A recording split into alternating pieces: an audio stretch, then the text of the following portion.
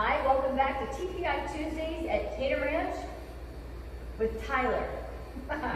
We are working on the Titleist Performance Institute screenings. There's a 16-point screen. This is number 3 today. We did pelvic tilt, we did pelvic rotation.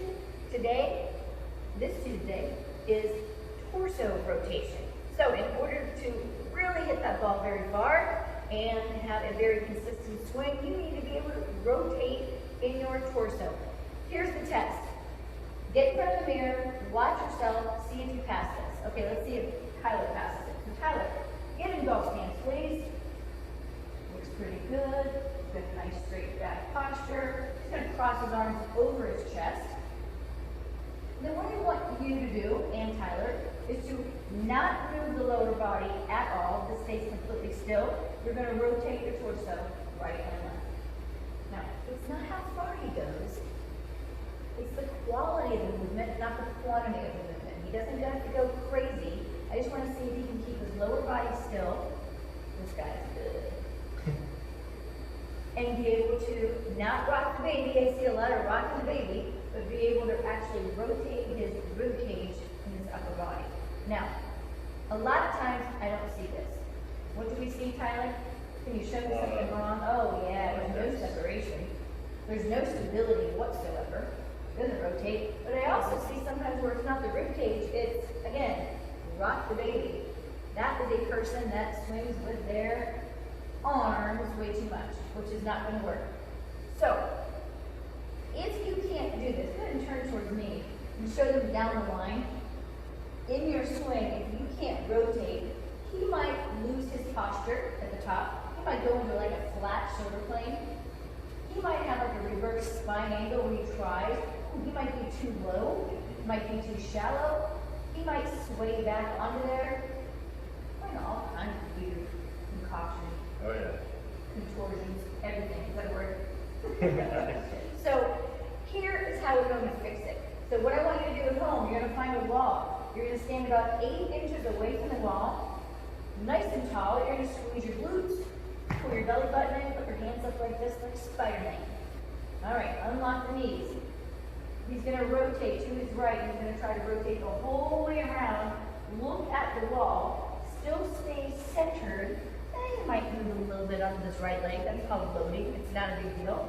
Okay, he's going to look at the back wall. He's going to make sure he doesn't have an anterior tilt. He's going to tuck it under just a little bit. That's a pretty good rotation. He's touching the wall. Try the other side, Tyler.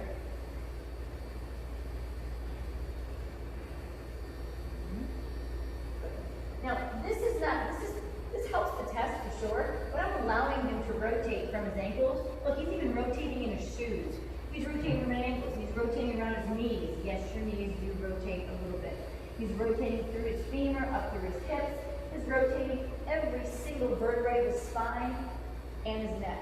Okay? Very nice. So he's going to do that, not today, but normally I would say try to do it about 5 times each leg, not very fast. Breathe through it. Okay, so if that didn't work, let's say you're here and you can't get to the wall.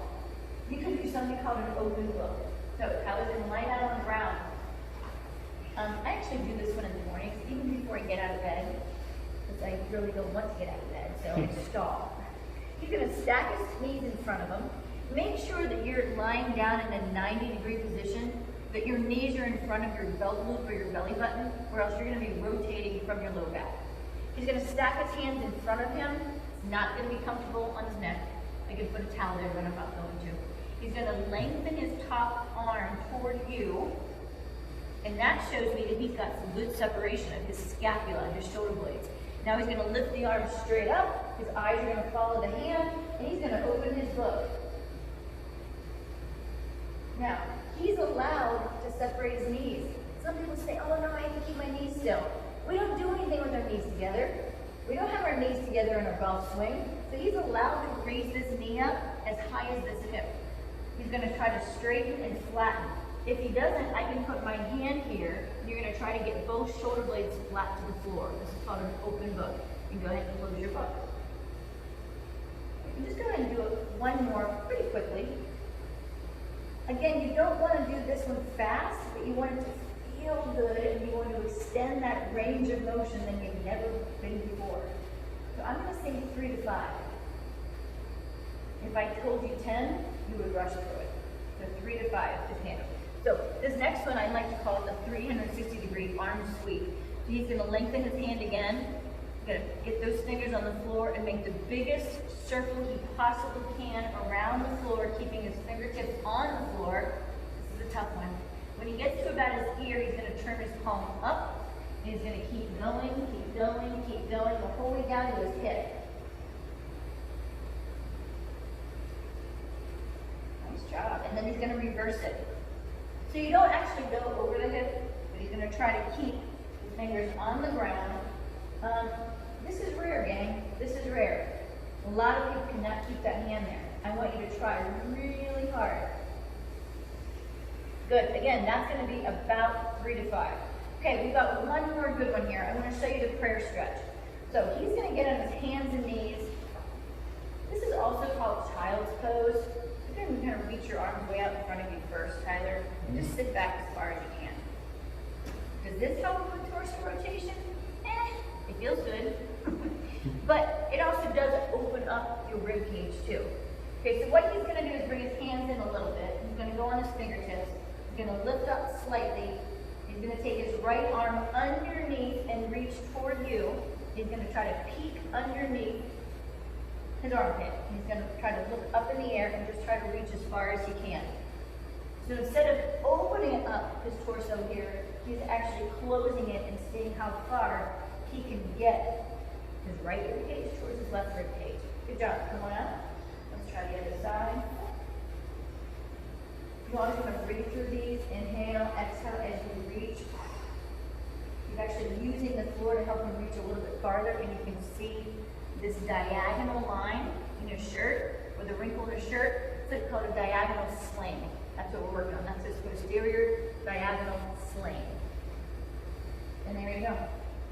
Good job. Okay, so that's torso rotation. Now, we're going to have him show off for a moment. See if this actually worked, although he was pretty good to begin with. He's going to cross his arms back in golf stance again. He's going to reach 1 foot behind him and touch the wall. That's going to help him. And then push into the wall, push into the floor. Now go ahead and rotate your upper body. He's stabilizing on the wall a little bit behind him. Now keep going, Tyler, and take the foot off the wall slightly and see if you can still balance. Pretty good. Outlet. All right. So there we go. That's a third test, torso rotation. Why is it important for your golf swing? Hit the ball far, which we all want. Consistency in your posture, so you don't lose your posture. You do not want a flat shoulder plane. Can you think of anything else? Flat shoulder plane leads to bad hand pass. You swing across it. It causes all sorts of problems with the path. So just rotate your torso. Learn how to do that, and it feels really good too. See you next time.